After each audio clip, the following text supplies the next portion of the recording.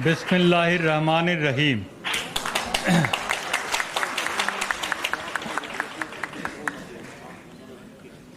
आपने मुझे ये इज्जत बख्शी, इसके लिए बहुत बहुत शुक्रिया आपका।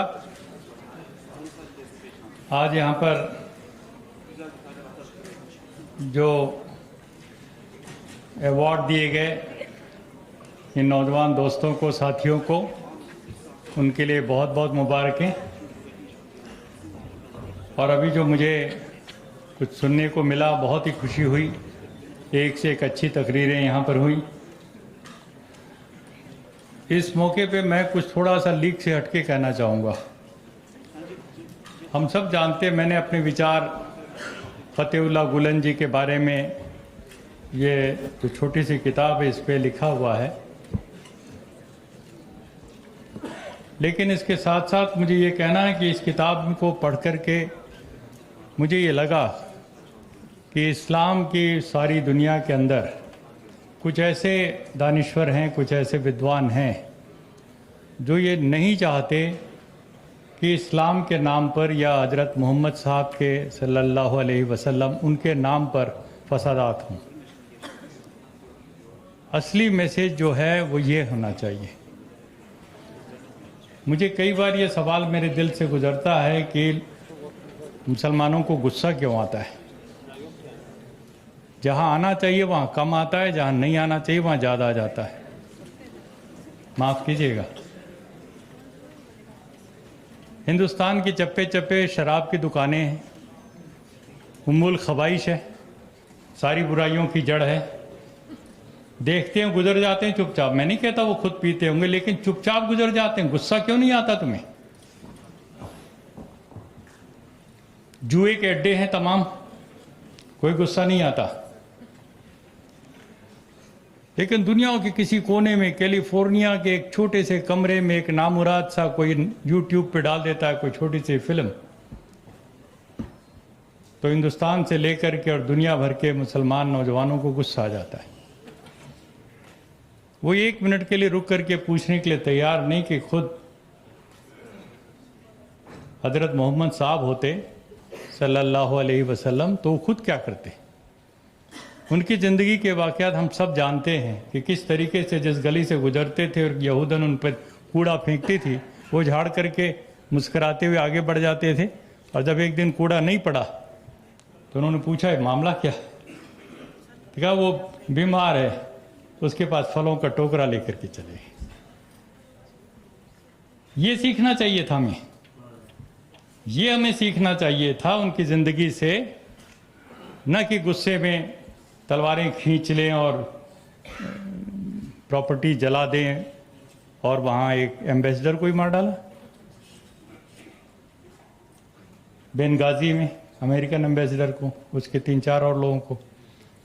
तो ऐसे मौके पर यह किताब लिखी गई फ़तेहुल्लाह गुलन जी ने। मैं जब भी गया हूँ तुर्की तो उनके तमाम साथियों से मैं मिलता रहा हूँ, और वहाँ उनका डायलॉग का सेंटर है बहुत अच्छा, उसमें भी मैंने अपनी बातें कही है। तो मुझे एक अच्छा लगता है कि एक अच्छा बड़ा विद्वान बैठा हुआ वहाँ अमेरिका में, फिलाडेल्फिया में, और वहाँ से बातें बता रहा है सारी दुनिया को कि भाई देखो, इस्लाम को मानते हो तो ये तरीका है। इनकी किताब की जो टाइटल है वो इनफाइनाइट लाइट लिखा है इसमें। तो पता नहीं उन्होंने खुद लिखा है, ये टाइटल दिया, या उनकी जो किताब के अंदर मैसेज है वो बहुत ही उम्दा है। और वो बार बार सुना रहे हैं, बता रहे हैं कि देखिए खुद हजरत मोहम्मद साहब का अपना पैगाम क्या है। इस्लाम के पैगंबर का पैगाम सुनने के बदले हम लोग, माफ़ करना, पैगंबर के जो पैगंबर हैं इनके पैगामों को ज़्यादा सुनने लगे हैं। अपने सेल्फ अपॉइंटेड कुछ नए बन गए हैं कि हम उनका पैगाम लेके आपको बता रहे हैं। यहाँ पर आकर के गड़बड़ होती है। और कट्टरवाद जो सिखाया जाता है, कट्टरवाद, कि जरा भी इधर से उधर किसी ने कुछ उनकी कार्टून बना दिया, किसी ने उनके बारे में कोई यूट्यूब पे डाल दिया तो आ जाओ गुस्से में। ला इलाहा इल्लल्लाह मुहम्मदुर रसूलुल्लाह, मोहम्मद साहब ने कभी अपने आप को अल्लाह के बराबर नहीं रखा, उन्होंने उनका अपने आप को पैगंबर बताया, मैसेंजर बताया। अल्लाह के मैसेंजर, ये किताब का तर्जुमा है। जहां तक ये है कि वो अल्लाह के पैगंबर हैं, बहुत उम्दा बात, बहुत ऊंची बात। उनकी तरह से नहीं किया जिन्होंने अपने आप को ही अल्लाह बता दिया। अल्लाह के पैगंबर के नाम पर या अल्लाह के बेटे के नाम पर, अल्लाह के इनकारनेशन, उनके अवतार के नाम पर अल्लाह के बराबर बैठ गए वो। ये नहीं किया उन्होंने। मैं अपने हिंदू भाइयों से कहता हूं कि तुम राम को ईश्वर के बराबर बैठा देते हो, परमात्मा के, अल्लाह के बराबर बैठा देते हो, ये क्या है? राम उसका पैगाम लेकर के आए, कृष्ण उनका पैगाम लेके आए, आप ये कह सकते हो। लेकिन कृष्ण की पूजा करने लग जाओ, राम की पूजा करने लग जाओ। ईसाई भाइयों से कहता हूं, बुरा ना माने कोई, वो कहते हैं वो उनका बेटा है। बेटा कैसे हो सकता है किसी अल्लाह का या खुदा का या परमात्मा का?